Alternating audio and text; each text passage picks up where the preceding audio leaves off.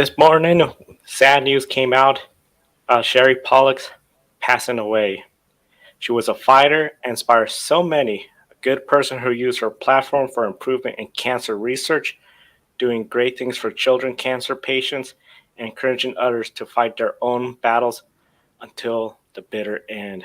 We send our condolences to everyone in the motorsports community, Sherry Polleck's family, friends, Martin Truex Jr., of course, a longtime partner of Sherry Pollex, and just devastating news to hear this morning. And with me today, Kobe, we have Alex, Isha. All of us are sending our condolences and thoughts to everyone on such a hard day where there's a lot of grief. But at the end of the day, we know the work Sherry has done has inspired so many. And as Kobe said, just a fighter and just great inspiration for so many folks. Hard for us to go, but we know everyone here, we got to talk about car racing because at the end, best way to start going with a motorsports weekend is talking about what happened this past weekend. Of course, Martin Truex Jr., we're going to be talking about him as well as everyone else this weekend. A big thank you to our Patreon subscribers, calling the show, Mark, Robin, David, for investing in us. And of course, Matthew, our newest investor, his name's in gold. If you want to see your name in gold, hit the button below in the video description. Invest in the Grid Network. You can also do that through Buy Me a Coffee or the YouTube Super Chat, where you can buy a cup of coffee or a Super Chat for a particular on-air person right here on the Grid Network. Alex, we got to start off with, I think, the race. A lot of people by Wednesday last week thought it was going to be the most predictable, but it turned out to be one of the more unpredictable events. That's right, Joe. The Singapore Grand Prix was a tale of two races. The first 40 laps had some tire management, with everyone taking it pretty easy. In the last 22 laps, we had a flat-out race, and it led to a dramatic final 10-lap battle for the win. Ultimately, the smooth operator Carlos Sainz led every lap with 0 lead changes. And Ferrari, they ended Red Bull's winning streak, ending Red Bull's perfect season. Carlos Sainz manipulated the DRS and the gap to second place to make the Mercedes on fresher tires have to battle Lando Norris on the older, hard tires. The plan worked to perfection for Carlos to claim his second Formula One win. So Isha, starting with you, is Carlos underrated when considering he always displays such good awareness of the race around him? Yeah, Alex, I think that Carlos Sainz is quite underrated, especially when we look at Ferrari as a whole, because we've often seen Ferrari, the race strategists, prioritize Charles Leclerc, his teammate, over him. But in today's race, we saw him setting the race pace for the majority of the 62 laps. And we also saw him coming up with some great strategy during the races. And so, as you mentioned in the question, he does display really good awareness of the racetrack and of the drivers near him and around him. And I think that today, when we saw Ferrari prioritize him and, help him be on his way to winning the Grand Prix, I think that that was really great. It really showed us what Carlos Sainz is capable of and just how amazing he can perform. So I definitely think he's underrated. And I think that now, he has really proved himself with today's Grand Prix. And for once, we get a different storyline to talk about. So thank you, Carlos Sainz, Scuderia Ferrari, for not throwing the race away with strategy like they typically do. So it was a Forza Ferrari top of day. I'm sure the Tifosi back in Italy were very happy with today's result. But yeah, I think Carlos Sainz is certainly an underrated driver. I know the car with Ferrari hasn't really been the best for a while now, but today all of the stars aligned. Red Bull didn't really have the best weekend. So on these weekends, all these teams going to have to take advantage of that. And I think Ferrari did a great job executing today. Great drive by Carlos. And it would not surprise me if we see him get more Formula One Grand Prix victories in the future. That's right, Kobe. And now we have a comment in the chat room from Ben, Rip, Sherry Pollex. Devastating news this afternoon. I totally agree. It was really hard to hear that. It just, in 2017, when Martin Truex Jr. won that championship and had that season, and seeing Sherry alongside him, and Adam says the same thing here about Sherry, it was very special to see Truex win that 2017 championship. And, just thoughts and prayers to all of Sherry's family, and of course to Martin as well. And continuing on here in Formula One, The dramatic last lap saw Carlos Sainz, Lando Norris, George Russell, and Lewis Hamilton start that lap. George Russell hit the wall and then slid into the wall head-on and did not finish the race. Mercedes took the gamble to pit for fresh tires during the virtual safety car. Mercedes is now firmly second in the constructor standings, and Lewis Hamilton has surpassed Fernando Alonso for third in the championship. Kobe, starting with you. After today, which team is the biggest threat to Red Bull? Is it Ferrari or is it Mercedes?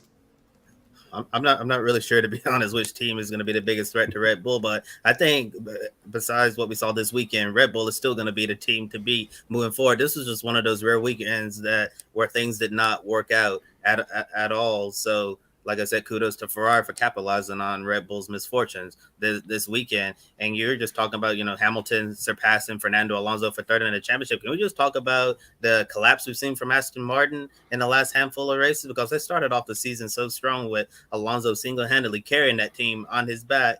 And we were thinking Alonso would continue on this great run, but I don't know what has gone wrong with Aston Martin. But the car just really seems like it's taken a huge step back, or the others around him, the other teams have just basically done a better job upgrading their car, and then Aston Martin is on the back foot trying to salvage the remainder of this season. But looking at the front runners in Formula One, Red Bull still think every single race weekend is going to have to go through them. Ferrari capitalized this weekend, and we'll see if Mercedes be able to capitalize on the future. I know Lewis Hamilton is really, really starving to get back on the top step of the podium.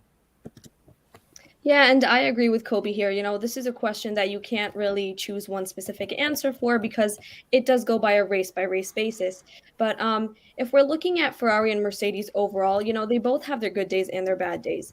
But I personally feel like Ferrari has those days where they'll do an exceptional job, and then days where they're showing a really poor performance. And I think that Mercedes has more stability when it comes to the season so far and their race pace as well. But as Kobe mentioned, Red Bull is definitely a big threat. Just because this weekend we saw Carlos Sainz break Max Verstappen's streak, it doesn't mean that Ferrari or Mercedes are going to come out on top by the end of the season. I think that Red Bull's still got this in the bag, and they're definitely still the ones to look out for on the racetrack. And staying with Red Bull here, they had a strategy to capitalize on the safety car. Most people predicted that would happen in this race. Both drivers started on the hard tires, and the safety car came out for Logan Sargent. Max got up to second place, but the older tires of 20 laps, despite being saved, could not hold everyone off. In the end, the fresher medium tires over aged hard tires, Max climbed up to 5th and Perez in 8th. After the race, Verstappen said the safety car timing did not help them out. Isha, at any point, did it appear Red Bull had any shot at the win, or was this a race where the win was never in their mindset? Alex, so during the race, I was writing down some notes for some later shows, and, I was doing a lap-by-lap analysis, and at no point did it seem that Max Verstappen or Red Bull had a shot at the win. At some points, it did seem like they could get higher up in the rankings, as we saw Max Verstappen finish 5th today, I believe. But it was never a race where they could win. I don't think that was their goal either. I think they just wanted to score as many points as possible today. But, seeing that pole position, that was never the intended goal for today. Yeah, totally agree with that, especially after hearing Max's comments yesterday. He essentially said that, a win this weekend is not going to be possible starting that far back on this tight street circuit in Marina Bay and Singapore. It was going to be very difficult. It's a really tall task for even a Red Bull car as strong as this one for him to try to get to the front. Yeah, so he ended up being right. So I don't really think Red Bull had any realistic shot at the win today. But I'm sure they're going to bounce back and probably win the next race. Now, Liam Lawson lost 2 spots at the start of the race and was up to 14th at one point. He got up as high as 7th place until Red Bulls got around him on fresher tires with the 9th place finish. He has 2 points, one behind Yuki Tsunoda, who has 3 10th-place finishes. So 3 starts with AlphaTauri, which he has scored Nick DeVries and Daniel Ricciardo, who's also driven for that team this year. And he was 1 position away from outsourcing Tsunoda and doubling AlphaTauri's constructor points. After the race, Lawson said he isn't sure about Japan if he'll be in the car. it might be Daniel Ricciardo returning from his injury. However, Lawson has more experience in Japan than not having raced in Singapore. So Kobe, starting with you, does AlphaTauri consider the option of keeping Lawson in the car and seeing what he can do in Suzuka? Liam Lawson has been one of the most pleasant surprises this year in the Formula One grid. And if it wasn't for the injury to Daniel Ricciardo, we wouldn't even see Liam Lawson this year. As you mentioned, he's has experience of racing in Japan because he's running Super Formula this year. He's actually in contention to win the championship. So he very well might be this year's 2023 Super Formula champion. But right now, focusing on proving to Helmut Marko, everybody at Red Bull, that he deserves to be on the Formula One grid full time. And I think he's already done enough to show that he deserves to be on the grid. He's essentially come out there and he looks like a driver who's been in that car since the beginning of the season, and he's making some of the drivers who've been and he's been in the races every single week look bad, because this kid has a lot of talent.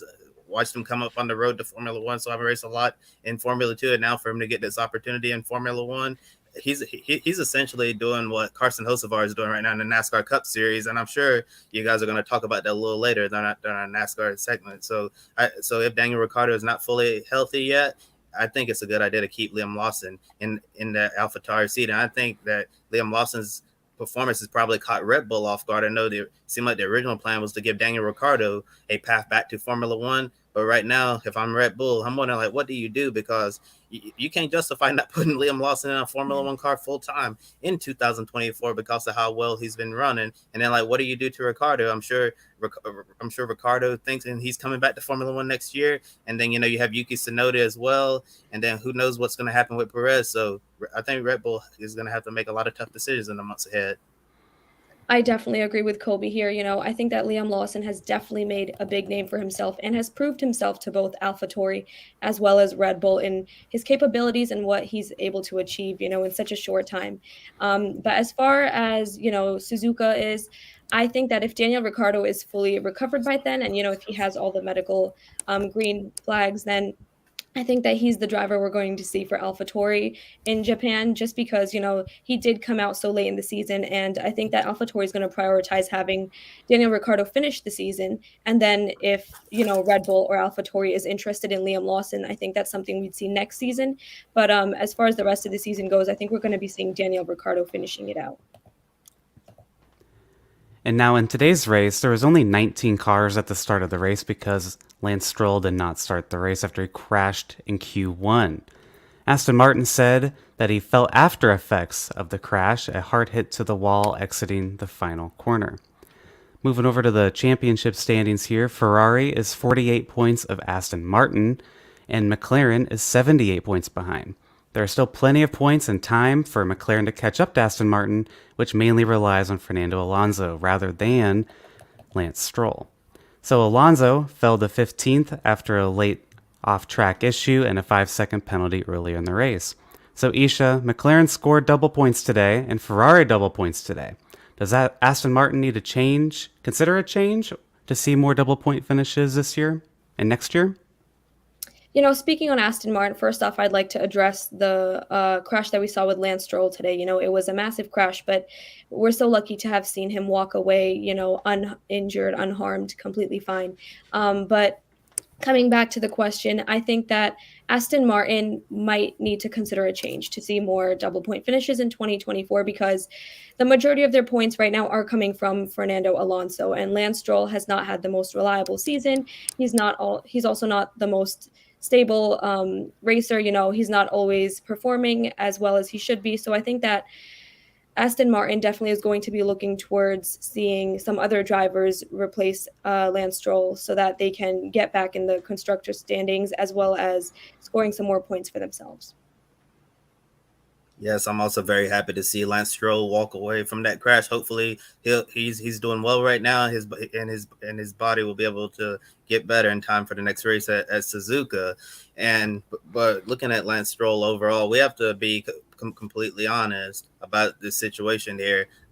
I've said this before, but I think Lance Stroll has definitely overstayed his welcome in Formula One for like the last 2 or 3 years or so. And I know, with his father, Lawrence Stroll, being the owner of the Aston Martin F1 team, you can argue that he can have a Formula One seat as long as he like. But the truth is, although Aston Martin has fallen off a lot lately, Fernando Alonso's been carrying that team on his back, like I've said, and I feel like Alonso is going to need some help there in the Constructors' Championship with a teammate who can be a lot closer to him. And I really don't think Lance Stroll is going to be that driver. So I think Lance Stroll needs to look in the mirror and have a tough conversation with himself. He can't think like a father and son thing. He needs to think like employer and employee and tell Lance, hey, I'm really happy that you were able to drive for my team and all of that. But unfortunately, we need to do what's best for Aston Martin. And the best thing for Aston Martin might be to let Lance Stroll go and find a young, exciting driver like a Felipe Drukovich, who I believe could do a lot more with that seat.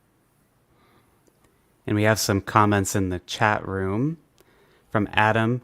Isha, you got a new subscriber from Adam, and he enjoyed your Singapore GP review. Thank you so much, Adam. And then we have another comment here. Rumor I heard is Sonoda will go to Red Bull Reserve, and Daniel Ricciardo and Liam Lawson will stay at AlphaTauri. That'd be interesting. Could see it. Yeah, that would be a really interesting development there. If they bring Yuki Tsunoda over to be the Red Bull reserve driver, I wonder if they would let him do some type of racing elsewhere, because I'm sure just having a reserve role only is not really that fun at all. I know when they moved Albon to the reserve role before he made his F1 comeback, they had him racing, I believe, a Red Bull sponsored Ferrari, or it was AlphaTauri sponsored Ferrari in the DTM championship. So if they were able to move Sonoda to a role like that, hopefully they would let him race somewhere else, whether it's sports cars, maybe IndyCar for the time being, or even go home to Japan to race in Super Formula. Yeah. So I think it would be a good idea to keep Sonoda busy if it came to that. Man, if Sonoda went to IndyCar, there's like no seats over there. That'd be crazy. Like Red Bull's like, I want to get a seat in there too, when everyone's trying to get a seat over there right now. But staying on F1 for now, in Japan, Red Bull could wrap up the Constructors' Championship this weekend. Max Verstappen is on the verge of clinching it, but today's race did not help. But he still has one hand on it. But another championship has another race coming up, their biggest race. It's the Australian Supercars Series. Joe, take it away. Thank you so much, Alex. For the first time since 2019, we had the Penrite Oil Sandown 500 endurance race returning to the Repco Supercar Series calendar. It was a front row lockout by Bristol Motor Speedway and Will Brown taking the pole. Overall, it looked like it was going to be a great opportunity for the teammates, with Brody Kosecki starting second, the points leader, to have a strong weekend. At the start, co-driver Jack Perkins and David Russell did a solid job, but Triple Eight Racing, Jamie Whincup, had an electrifying start, was showing that while he may not be racing full-time, he still has it. He took the lead. This made things easy for Brock Feeney, the main driver, also known as Mr. Sunday, to get the clean air out front, surviving a late race restart to get his first Sandown 500 win. Very much a big day for him and Kobe, for Jamie Whincup, his sixth Sandown 500 win. How impressed were you with Brock Feeney being able to hold off the pressure from Kosecki, the points leader, and the growth you've seen from him since last year?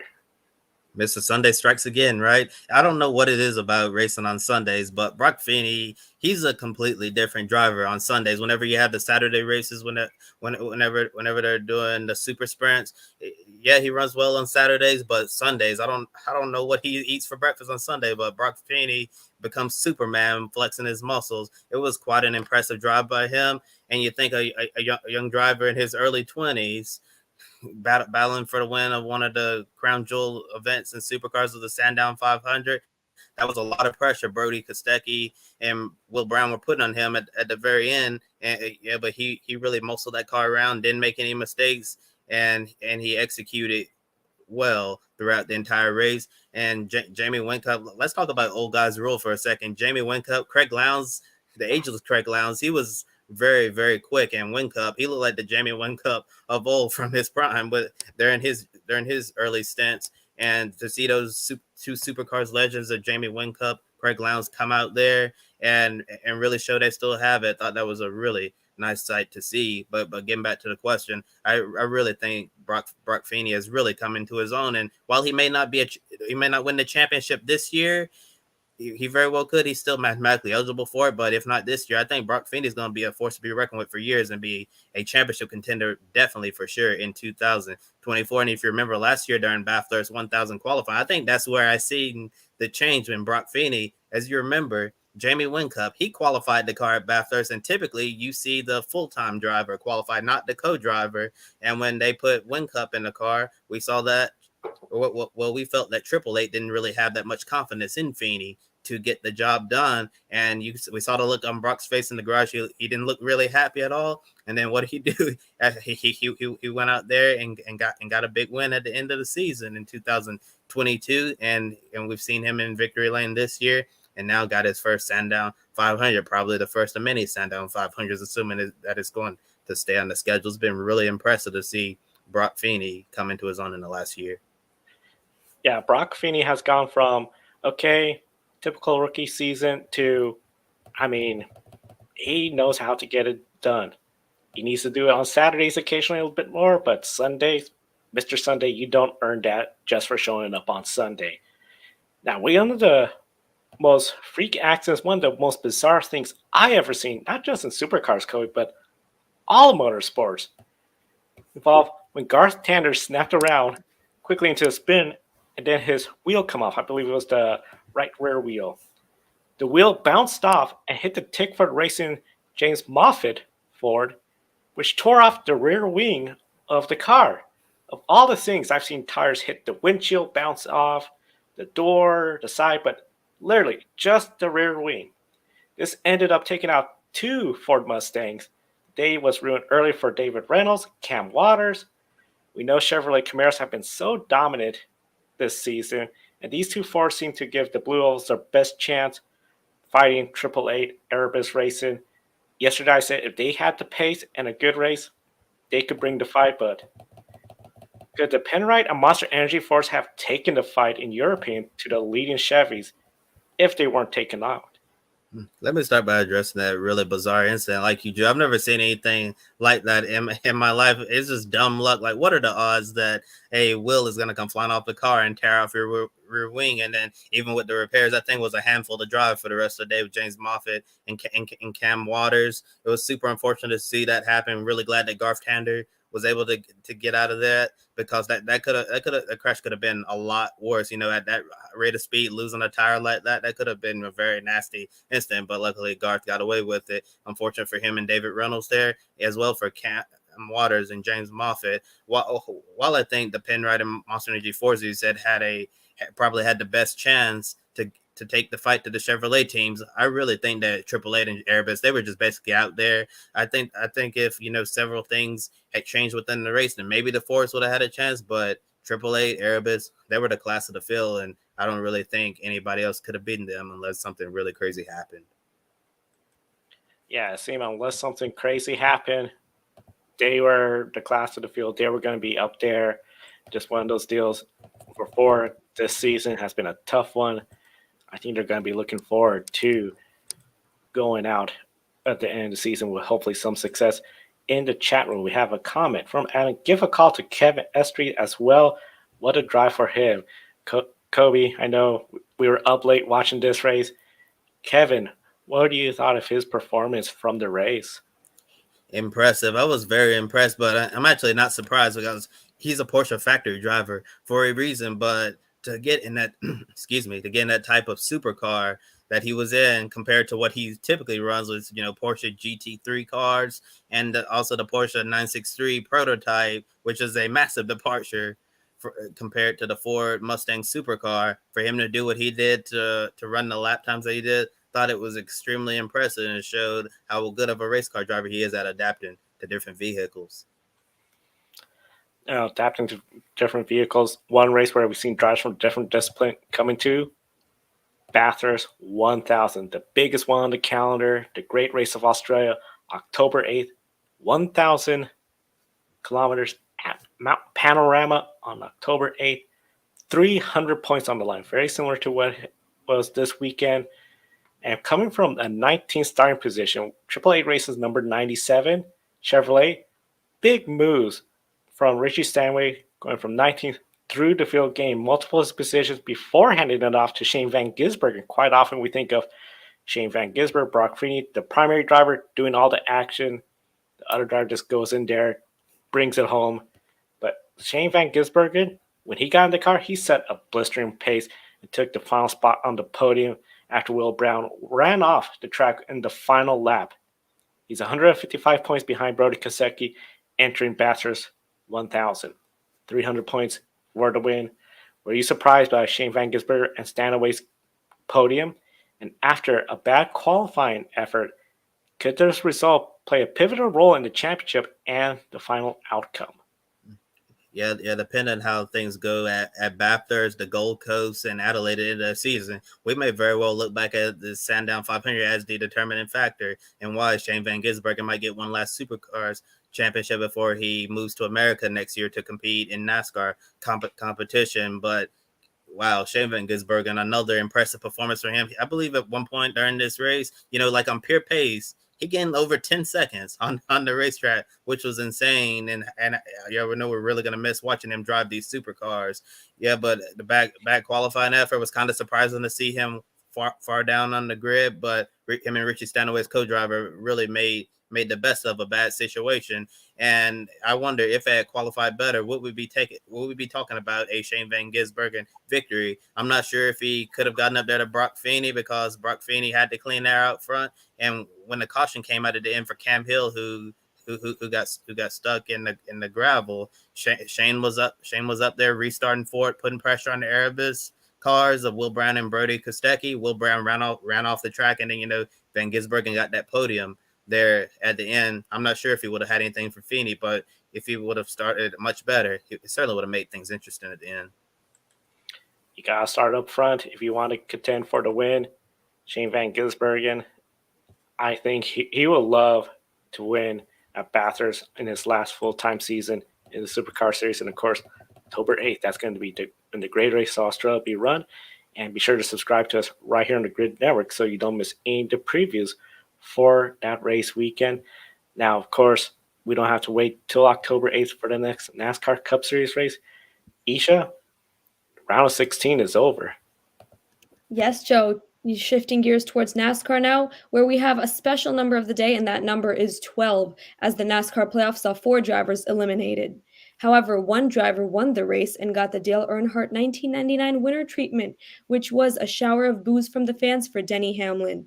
Denny Hamlin embraced the boos and then got more boos for bringing up the fact that he beat everyone's favorite driver. Now, this did mark his 51st career win in the Cup Series. However, he is still seeking his first championship. However, in the last 4 years, he has had 3 Final Four appearances. So, Alex, starting with you, is this Denny's best performance in the playoffs? And what are your thoughts on the boos and his response? So first off, I thought his response was fantastic. Like, I love that Denny Hamlin has embraced being the villain, because this is a guy who I think just a few years ago, think of 2017 when he had that incident with Chase Elliott at Martinsville, he did not like not being liked by the fans. He wants to be liked. But now he doesn't care. And I think that's made him perform better. And I think it all goes back to last year when he was getting pushed around by Ross Chastain. He's like, I've had enough. And then he saw Chastain do that move at Martinsville and he gets knocked out of the place. He's like, I've had enough. I'm just going to be a villain. I don't care. He started the podcast. Like, he's just being himself now. And I think that's really what Denny Hamlin needed to do. And by the way, before the race even started, driver intros, he's getting booed. They introduced him. And at Bristol, you introduce yourself. And gets up to the microphone, and he's just like, you know who I am. And he just keeps walking. Like, he was just, it's amazing. Like, I love it. And honestly, I like him more because he's just being his true, authentic self now. But was this his best performance in the playoffs? I mean, statistically, yeah, I mean, he won the race. But if you look back at Darlington, Southern 500, he could have won that. He had the best car. He had a loose wheel. He doesn't win the race. Kansas, he's looking like he's going to win the race until the late race caution, and Tyler Reddick wins the race instead. And then Bristol, he's in contention to win. No late caution. He finally gets to win. I think he's honestly the guy to beat. You could say the same thing for Kyle Larson as well, because Larson could have won Kansas as well, and he could have won Bristol as well. It's Larson and Denny. They're the two guys to beat, in my opinion. But I don't think you can beat Denny Hamlin's confidence right now. It is through the roof. It is so fun to watch. Love him or hate him, you got to admit, it's fun to watch. Very fun to watch, and I feel Denny Hamlin, I believe it was 2019, Alex, where he was in the championship for that big piece of tape cost him the overheating issue. I felt he looks just as good as he did that year, maybe better now this year. And I have to say, everything you said is I much 100% agree with. It seems that from that time when he spun Chase Elliott, he took a newspaper ad just to try to explain it wasn't intentional, all this. And then he just gets booed for, well, essentially, he got booed the following week. And then when Chase Elliott walled him at Phoenix, people were celebrating that.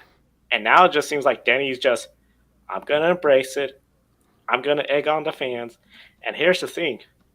People are going to be talking about Denny Hamlin, about he's getting the win. He got booed. I still remember 1999 Bristol when Dale Earnhardt spun Terry Labonte on the final lap, and he was just booed out there. And hearing all the boos from Bristol, good-sized crowd, great to see the crowd is coming back at Bristol. It was just like, this feels like vintage NASCAR when they were all booing Dale Earnhardt. Now they're all booing Denny Hamlin. And now we have to add a bonus of, oh, they're going to interview you in the front stretch, and what you say is heard by everybody in attendance. And everybody loves a winner. More boos. And then I beat your favorite drivers. Like, oh my gosh, this is amazing stuff. Everybody is going to be talking about Denny Hamlin and what he does in his playoffs. If he gets a championship, oh man, I think a lot of people are just going to be tuning in next year. Like, I want to see who beats Denny Hamlin. I think NASCAR is just enjoying this. For sure. And Denny Hamlin is the main character. Like, he is the guy this year. I mean, like I said, he started a podcast. He got the penalty earlier in the year for admitting that he wrecked Ross Chastain on said podcast. He got a penalty for that. I think that's crazy still. And he has that run-in at Kansas with Kyle Larson. Again, Kyle Larson at Pocono. Gets booed there. That's his 50th career win. Just gets booed. The season is... it is Denny Hamlin's season, right? And he even posted on social media today, this is our year. The energy just feels like that, you know? And in 2010, when he had that championship, it looked like he was going to get the championship, kind of throws it away in a way. Hasn't been able to get one since. If he never does get a championship, he's the greatest NASCAR driver without a championship, without a doubt. Like, he's better than Mark Martin now. I really hope he does get it, just from a storytelling standpoint, because you're going to remember 2023 as the year of Denny Hamlin. Like, every race you can point, oh, Denny Hamlin said this on his podcast. That was his opinion on this. I hadn't even mentioned, he's who got right hooked by Chase Elliott at Charlotte. That's why Chase Elliott got suspended. It was because he spun Denny Hamlin. It always goes back to Denny Hamlin. And, man, I want him to win the championship just for the story. It would just be so perfect. It really would be. Yeah, Alex, and as you mentioned, it's great to see him finally embracing that villainous character that people have put him into. But, obviously, that's great for him because now he's performing better and he's just, focused more on the racing than being liked by the fans. But now let's shift gears towards Joey Logano, the two-time and defending Cup Series champion who is now out of the playoffs. He became the first defending champion to be eliminated in the first round of the playoffs. His odd curse of not making the championship 4 on odd years continues, and Team Penske's championship hopes remain on Ryan Blaney. Now, here I've got a two-part question for you guys. So from an IndyCar and NASCAR champion in 2022 to potentially no driver entering the final race in both series in the championship contention, do you guys think that Blaney can make it to the championship 4? And is 2023 a year to forget for the Team Penske organization? Nothing against Ryan Blaney, but I just think of Kyle Petty's comment, and I don't see Ryan Blaney making it. I mean, I'm questionable if he's going to make it out of this round of 12. How he was running at Bristol, if he was on the cut line, he would be eliminated. I mean, he was just not performing. I believe he finished 5 laps down or something like that. It was just, he always seems to, he has 1 or 2 good races. He gets 1 win a year, maybe 2. But then other races, just that team don't show up. Ryan Blaney doesn't show up. I do not see him advancing any further. And then as for Penske, I feel overall, if you look at what Joseph Newgarden did with the Indy 500 wins, the Oval wins, Scott McLaughlin got a win. He got up to third place in the championship stands for IndyCar. I would feel this is probably one of those seasons where they would want to forget Will Power winless, Austin Cindric in the number 2 winless, Logano not making it in, and I think Blaney, he's not going to make it into the round of 8. Yeah, a few things here. One, Team Penske as a whole has just kind of been off outside of Joseph Newgarden's oval setup over in IndyCar and Ryan Blaney at the Coke 600. Other than that, Penske's just kind of been absent in all of motorsports outside of like IMSA. So it's kind of bizarre. I'm not exactly sure why. But with Blaney, and when I made my championship or playoff grid predictions, I had Blaney out in the first round. I just had the wrong Penske guy. I had 3 of the 4 right. I just had Blaney out instead of Logano. So I don't think there's a way he makes a championship 4. They're going to have to completely turn things around over at Team Penske. I just don't see it. It'd be cool to see that because he's been close before, but the energy is just not there, I don't think, for Ryan Blaney this year. And yeah, this is really a year to forget. I mean, Joseph Newgarden won the Indy 500 for Team Penske, but on the NASCAR side, I mean, nothing's happened. I mean, Blaney did get the 600 win, but other than that, I can't tell you something else that happened with Team Penske this year besides Joey Logano having a bunch of wrecks. He was screaming on the radio at Pocono after a crash. Very unremarkable year for them on the NASCAR side. Now, we've been talking a lot about the drivers, but let's take a look at the manufacturers. So we've got 4 Chevrolets, 3 Fords, and 5 Toyotas. The points gap between all the drivers is only 36 points, and that can be erased easily by someone collecting the 2 stage wins in one race. The top 2 are currently William Byron and Martin Truex Jr., and Truex survived this round, but is back on top of being the regular season champion. Now, Alex, we know Ben would like to see a first round goodbye, and Joe, maybe a 25-point bonus instead of 15. But what's your take on the regular season champion, and are you thinking bonus points or a goodbye? I think what we have now is perfect, personally, because 15 points, that was enough to keep Martin Truex Jr. in the playoffs, right? And if you look at these 3 races that we just had, Darlington, Kansas, and Bristol, Martin Truex Jr. scored the least amount of points of anyone in the playoffs by I think he had 12 less points than the next lowest, which was either Stenhouse or McDowell. Just awful round all around for Truex. And he still made it through. He was rewarded for what he did in the regular season. So I think what we have now is perfectly fine. I don't think we need a round 1 bye. I wouldn't be opposed to that, but personally, that's just letting them, whoever get that, they get 3 weeks off, which I'm like, you get enough of a buffer with the bonus points that you get for how you do in the regular season. I just don't think that's necessary. I think that'd be too far. I think if you're going to do that, you can give him more points. But again, he didn't need them. Martin Truex Jr. did not need them because he was just a no-show at Darlington. Kansas was out of his control.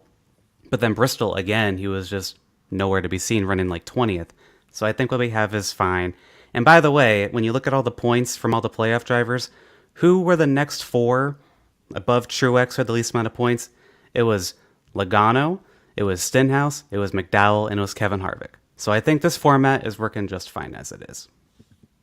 Definitely, Alex. And now for the first driver to win the championship in this knockout playoff format, his championship hunt is over. Kevin Harvick was eliminated from the playoffs, and in the end, he said that they deserved it with the poor performance they had. Now, Stewart-Haas Racing has none of the drivers in the playoffs, and for the first time since the introduction of this format, no Stewart-Haas Racing in the round of 12 or 8.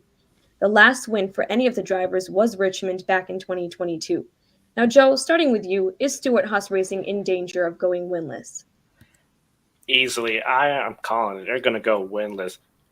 Talladega is their only hope, but that's because Talladega, as everyone said, if your car can start, if your truck can start, if you're in a vehicle and it starts and you can do the pace laps and stay on the lead lap, you have a shot at winning. It doesn't mean that they're going to be heading the right direction. It could give them positive momentum, but then that positive momentum is going to the Charlotte Roval. I don't see any of the drivers potentially contending for the Roval win. Chase Briscoe, usually people look at him as a contender in the road courses. Nothing this year. I mean, Ryan Preece, there's a lot of hope about him coming in the year. We saw Eric Almirola. He came out of retirement. He has had wins before in that number 10. Nothing this year. And then Kevin Harvick for a farewell season. It's just unfortunate to see him. Bristol, nowhere in contention. This is a track he's good at. I mean, we all remember the Chase Elliott Kevin Harvick incident at Bristol. I thought he was going to go out there at least be top 10. Just no-showed, and I just feel very unfortunate for his final year to have such a miserable season, but I do feel he's just going to go out there and try to get wins. He doesn't have to worry about, oh, we need this for the playoff points, for the championship. It's just, can we put ourselves to get a win?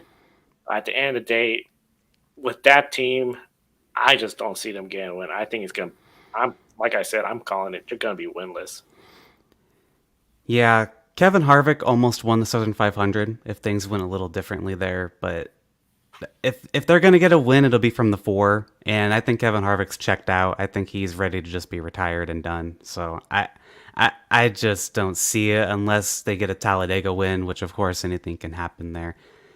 Stewart-Haas Racing needs a complete reset, a reboot. They need something like what RFK is going on right now, because Roush fell from relevancy for 5 to 7 years, and then now they're coming back with Brad Keselowski at the helm.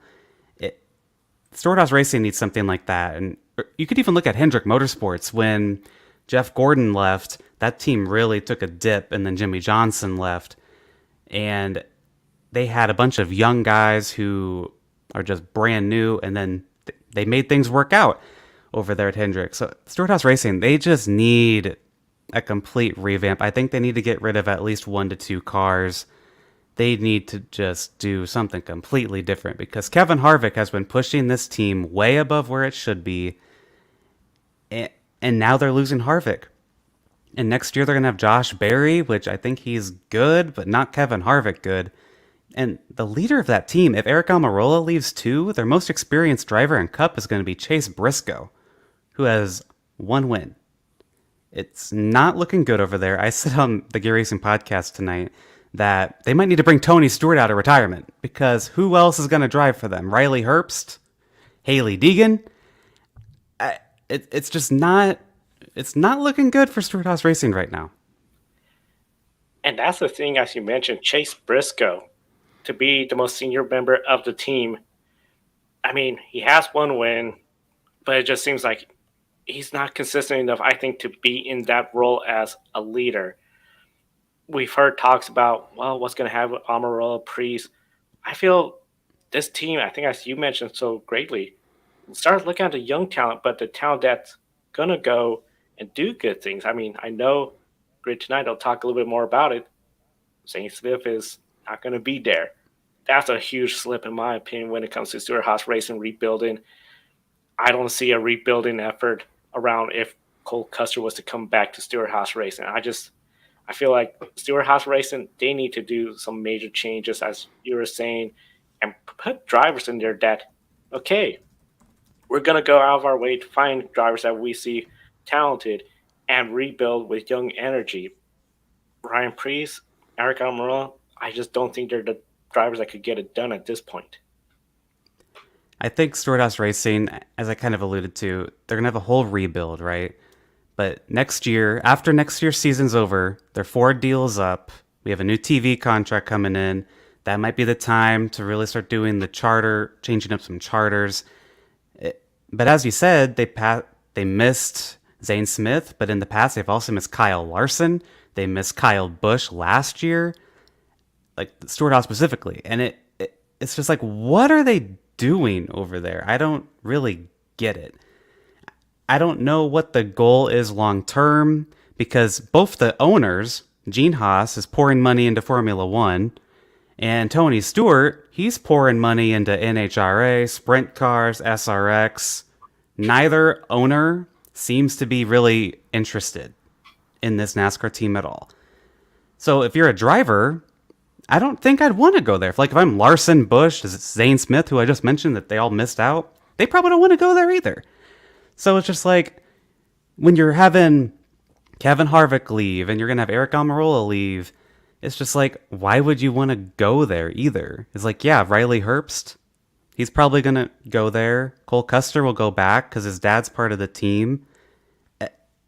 I don't know. It's just so hard to watch, honestly. It's going to be agonizing. Like, if you think this season's bad for Stewart Haas, just wait till Harvick's not there. It ain't going to be pretty. Yep, guys, it's definitely going to be a big change. And now, if we turn towards the lead lap, we saw only 10 drivers finish on the lead lap out of the 36 that originally started. And one big surprise that we saw was the car that finished in 11th, Carson Hocevar, fourth career start in the Cup Series and third time with Legacy Motor Club. Now, he gave the 42 team the best run of the year, all race long, as well as the best finish. Alex, how impressed are you with Carson's race at Bristol and his progress in the Cup Series? I am astonished with his progress. I mean, he's only raced 4 Cup races now, and in his first one at Gateway, he was driving the 7 car, and he was running awesome too. But Carson Hocevar was running 5th at one point in this race at Bristol in the 42 car, which has been garbage, quite frankly, this year. That car was the lowest in points at a point in this season. And I think that team, they're starting to get things together. I know they're in their last stretch with Chevrolet right now. They're going to go to Toyota next year. But I mean, they're not looking like lame ducks right now. I mean, Eric Jones is running well too. But focus on Carson. I think he's going to be a champion someday. The way he's driving, I haven't seen a rookie run this well in such a short amount of, or so few amount of starts. Like, since maybe Jimmy Johnson. Maybe that sounds really bold, but this is really impressive.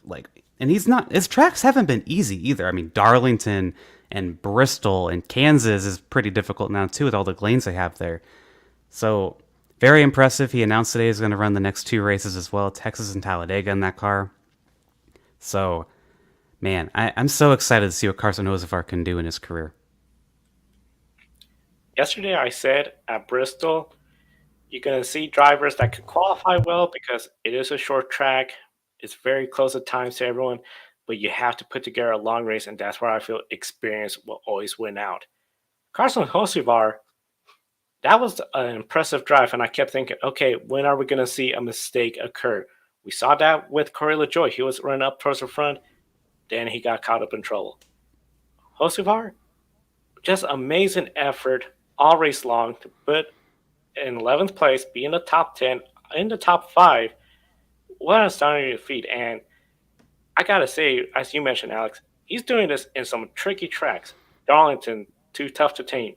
Bristol, the fastest half-mile oval. He's not just coming in and, cookie-cutter racetracks, even though we're seeing less and less of them. He's coming in here with a team that a lot of people felt like, okay, you had Noah Gragson, you didn't do anything. People think of Noah Gragson and the success he had over in Xfinity Series. He's coming in here and, wow, why was Noah not getting these kind of results? Maybe there's just something clicking better. But at the end of the day, it is Carson Hocevar behind the wheel, making a difference. Texas, I think, is going to be tricky for him, but if he could do what he's been doing, he might have a solid race. And Talladega, I'm Jimmy Johnson, Richard Petty, all the GMF folks, I will be just thrilled because, we got 2 drivers that could go in Talladega and potentially steal a win during the playoffs. And I'll tell you what, I'm sure Jimmy Johnson and Legacy Motor Club, they're very happy with signing John Hunter Nemechek. But I gotta imagine they're a little bummed they might have missed out on Carson Hocevar. Definitely. And, if we focus on the tracks now that the NASCAR Cup Series playoffs round of 12 has, there's 3 tracks available. We have Texas, Talladega, and Charlotte Roval. Now, with the points reset, Keselowski, Blaney, Chastain, and Bubba Wallace were all below the cut line. So, Joe, who, in your opinion, is really in the hunt for a win in the next 3 races? Oh man, for the next 3 races, I'll throw out Talladega. Anybody that their vehicle could start, so all of them at least has a 1 in 3 shot at that. Texas, I'm looking at Hendrick Motorsports. I think William Byron, Kyle Larson, they're both two favorites. Denny Hamlin, you can't deny him. And I think this will be a good indicator of where Martin Truex Jr. is. If he could come out strong in Texas, then I think he's over the poor first round performance. And then the Roval, oh man, I'm surprisingly I'll be looking at Chris Buescher. He's pretty good at the road course, but there's also Tyler Reddick as well too. He's really good on the road courses. So I think those are the drivers I see contending into this next round for potential wins. Everyone else, I think, especially Bubba Wallace, Ryan Blaney, they're going to have a struggle, I think, in this round unless Talladega works out for them. Yeah, first I want to say you're totally right on Truex. I think if he doesn't show up to Texas running well, then I don't think he's going to make the championship 4, even though he was a favorite for that at one point. But who's in contention for this? This is our wild card round because Texas, that track's weird right now. Talladega is Talladega. And the Roval, well, they brought back the stage yellows, so that's something, to say the least. So it's going to be interesting. It's hard to say. I think Texas, you're probably going to get your usual, either Denny Hamlin or Kyle Larson. And Truex, if he shows up for that, it could be Byron. One of the favorites will probably win Texas. But then Talladega, that's when things will really get mixed up. I think that's Bubba Wallace's only shot in this round, quite honestly. But, they could show up to Texas. 2311's pretty good at Kansas, so it's possible they could make that happen. So, yeah, I think Texas is probably going to be your best barometer of seeing who's where. But then the Roval is kind of also a wild card, but not as much as Talladega. So if you want to pick anyone, I would look at Texas as maybe picking a favorite here. Now, to wrap up the NASCAR segment, next weekend, NASCAR will start the next round of the playoffs, and I believe we have a chat in the comment. Now, Ben says, what I really want is to scrap the whole darn system, but, one miracle at a time. We feel you, Ben. We know what you're saying. And now let's shift to IMSA at the Indianapolis Motor Speedway. Alex, take it away. That's right. IMSA was at the Indianapolis road course for the first time since 2014. So, the IMSA WeatherTech Sports Car Championships returned to the Indianapolis Motor Speedway. The battle on the bricks saw Porsche Penske Motorsports sweep the front row. After a round of pit stops, Action Express Racing's Pippo Dorani got the lead and set sail for a while until he slipped up entering turn 1, handing the lead back over to the Penske Porsches. Felipe Nasr in the number 7 Porsche 963 had a bad outlap exiting the pits, which allowed Nick Tandy's number 6 Porsche to exit the pits far in front that made it impossible to get back up there. It was a big win for Porsche and Roger Penske at Indianapolis, Tandy and co-driver Matthew Jaminet. So Kobe, would you consider this a Penske perfect race for the captain's organization? Yeah, this is just as Penske perfect as you can get. They rolled out the truck well. It was really fast all weekend. Qualifying went extremely well, and then the race they just followed through and got that 1-2 finish. Roger Penske was all smiles at the end, and since he's bought the IndyCar Series, especially the Indianapolis Motor Speedway, and bringing a major sports car race here, I'm sure that this had an extra feeling. It was a really special feeling for him to get this win. It was unfortunate that Felipe Nasr ran off the track and had that bad outlap. I don't know why with these GTP prototypes, it's just so hard for them to get the cars up to temperature. And Nasr ended up making that mistake, ended up costing him at the end of the day. But thankfully, Tandy was right there battling with them. So Roger Penske was still able to get the victory there. It would have been unfortunate if that ended up costing them the race. But I think Penske executed this race to absolute perfection. It couldn't get any perfect than this. For sure. And that's the first time this year that Penske's had a Penske perfect day in Indianapolis. On your right, you'll see the results for the IMSA race. So we had the battle for the win in GTD. It saw the top 2 in class make some contact. In Windward Racing's Philip Ellis gave Forte Racing and U.S. Racetronics driver Loris Spinelli the bump and run to get the lead. Ellis never looked back and secured the checkered flag to put himself, Windward, and co-driver Russell Ward in victory lane. When NBC went off the air, they said this incident was under review. Do you think Ellis should have been penalized for avoidable contact? Well, I know this was like a short track move, right? A bump and run there, and it would have been nice to get an extra replay of the incident. But I'll admit, I was a little surprised that it seems like that they've let this one stand for now. I'm assuming since we've heard nothing by now that the win is going to stand with Windward Racing. Yeah, that was a really crazy little battle there at the end between the two GTD cars, between the Windward Mercedes and Forte Racing US Racetronics Lamborghini there. Thought saw some really hard racing between Philip Ellis and Loris Spinelli. It was unfortunate, the way it ended there with contact. But at the end of the day, Philip Ellis wanted it really bad, and he ended up getting the GTD class win. So yeah, I am a little surprised that IMSA let this one slide. And now let's take a look at the other class winners in today's race. In LMP2, the number 11 TDS Racing Mikkel Jensen and Stephen Thomas got the win. In LMP3, the number 17 AWA with Wayne Boyd and Anthony Mantella. And in GTD Pro, the number 79 WeatherTech Racing Mercedes, Jules Goonan and Danny Juncadella got the win. And on another note, while they didn't win today, Paul Miller Racing won the GTD Sprint Cup title. 5 wins so far this year for best drivers in the sprint races, Brian Sellers and Madison Snow.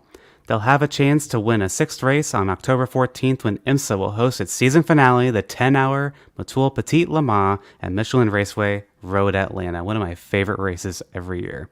Now, Joe, we'll toss it back to you for talk about grid ranking. Yes, the grid ranking week 25. And we saw Max Verstappen. He essentially lost some points, but he still leads easily, down to 22.73. Essentially, the big thing was when you're leading a race, you're going to score points. But when you come from the back towards the front, you're also going to score some points as well. So he climbed in 6th position from 11th to finish 5th. That helped him maintain a good, healthy amount of points. Brock Feeney moved up 2 spots to 8th after his win, while the other supercar drivers in the top 10, they all gained points with their strong finishes, but no position changes occurred. Now, Isha, talking about F1, we saw essentially Max Verstappen put together a great effort to go from 11th. Then he went as high as 2nd place, but then the pit stops had to go down to 15th, then come up to 5th. Does this indicate Max and Red Bull can still win from almost any position?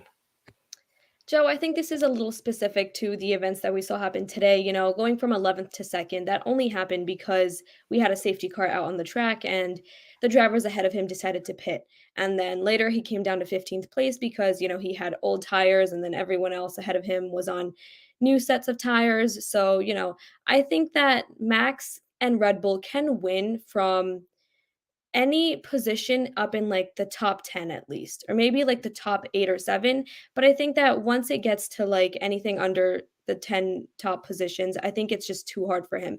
And I think that it was worse with this track because it's a street circuit. So it was tighter. It's harder for him to overtake the drivers. And on top of that, he was facing all of the car troubles that we saw him and Sergio Perez face this past weekend. So as far as my answer to the question goes, I think that Max can win from quite a lot of positions, but from almost any position, I don't think so.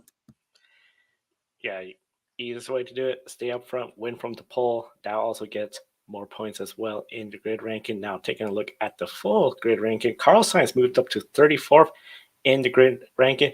Denny Hamlin, the big mover of the weekend, from 26th to 20th, and now he is the lead NASCAR driver in the grid ranking.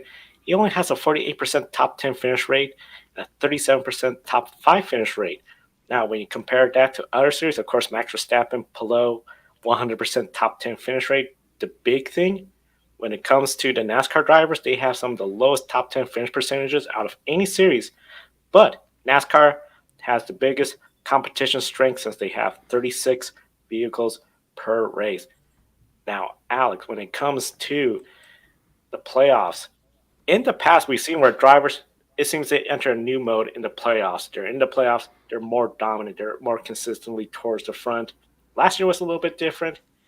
Do you believe Denny Hamlin can he improve his top 10 finish rate in the remaining playoff races? I think he totally can. I think this next round of the playoffs might be a little challenging to do that. But after that, I think he totally can because right now you just need to have flawless, perfect races. And right now, Denny Hamlin's really doing that. Barring the loose wheel he had at Darlington, I think he would have done that. He would have in the first few rounds of the playoffs here. So I totally think that Denny Hamlin could keep getting these top 10s back to back to back. And honestly, I think he might get a bunch more wins as well. So it's going to be fun to watch for sure with Denny Hamlin. Denny Hamlin, potential to get wins, and of course, that'll help him move up the grid ranking. You can follow the grid ranking on Twitter, X now, Instagram, social media, and of course, our website, gridranking.com. We'll bring everyone in because it's about time for our last one shining moment. Yep, thank you, Joe. Now it's time for one shining moment. And as always, feel free to share your shining moments from this past race weekend in the chats because we do love to hear your thoughts as well. And now, turning towards our team, Alex, we'll start with you. What was your one shining moment from this past race weekend? Mine's got to go to Carson Hocevar. Running in the top 5 in that 42 car, which has been awful this year. It's definitely a shining moment. I think for the whole season as a whole, Carson Hocevar has been the shining moment. He's just shown remarkable improvement as a driver and his character. He's completely fixed his reputation as a driver as well. Like, he's definitely my shining moment. Like, that was one of the most impressive drives I've seen for someone so early in their NASCAR career in a cup car. My shining moment has to go to Liam Lawson. He has been so good since he got into the AlphaTauri, but we always know, okay, let's see what else can you do. The big thing, getting points in a Formula One Grand Prix race. He did that, and for a while, it looked like he was going to score more points than Yuki Tsunoda the entire season when he was higher up in the standings. But still, 2 points. Post-race, he was just thrilled that he now has points in a F1 Grand Prix finish. And I think it really demonstrates how just awarding the top 10 finishers points is such a huge deal for every driver because you can start an F1 race 11th or worse, you're not going to get points. But once you get points, that's so valuable, not only for yourself, but for the team. Ironic, AlphaTauri has more points than any of their drivers because of all the score points from Yuki and Liam Lawson now. But overall, Liam Lawson, he gets my one shining moment. And my one shining moment is going to be something that didn't happen on the track at all this race weekend, but something that happened just a few days ago.